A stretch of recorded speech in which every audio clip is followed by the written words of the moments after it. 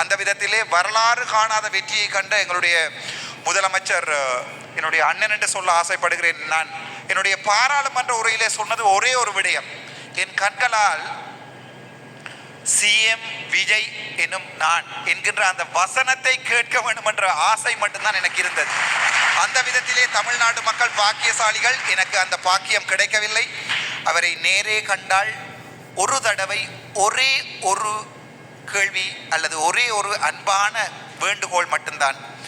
இந்த அரசியலில் நீங்கள் நிற்கின்ற போது உங்களை இழுத்து வீழ்த்துவதற்கு ஒட்டுமொத்த எதிரிகளும் தயாராக இருக்கிறார்கள். ஆகவே தமிழீழ மக்கள் தொடர்பான ஒவ்வொரு விடயத்தையும் சிந்தித்து ஆறுதலாக என்னுடைய முதல்வர் விஜய் அவர்கள் கதைக்க வேண்டும் என்று நான் ஆசைப்படுகிறேன். ஒவ்வொரு விடயங்களும், ஏனென்றால் ஒட்டுமொத்த உலகம், தமிழ் பேசும் சமுதாயமே தற்போது தலைவனை கொண்டாடி கொண்டிருக்கிறது. அதே நேரம் எதிரிகள் பார்த்து கொண்டிருக்கிறார்கள், எந்த சந்தர்ப்பத்தில் தலைவனை இழுத்து வீழ்த்தலாம் என்று. இது அரசியல்.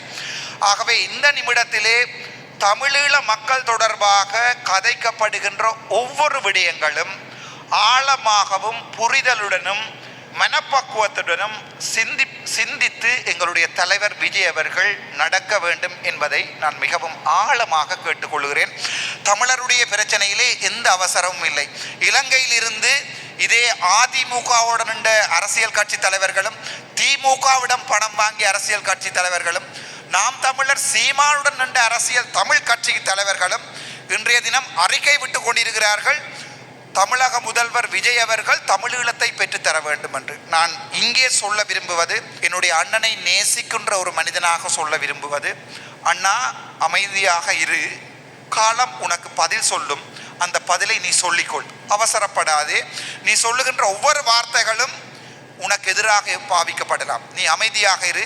உன்னை இவ்வளவு விமர்சித்தா போதும், நான் உங்களை என் மனதிலே தலைவனாக அல்லது ஒரு முன்னோடியாக அரசியல் மேதாவியாக பார்த்தது உங்களுடைய புன்சிரிப்பில் மட்டும்.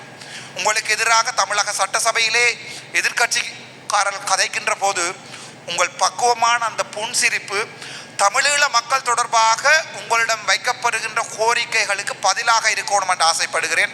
அவசரப்படாதீர்கள், இது அரசியல். ஆழமாக சிந்தியுங்கள். நீ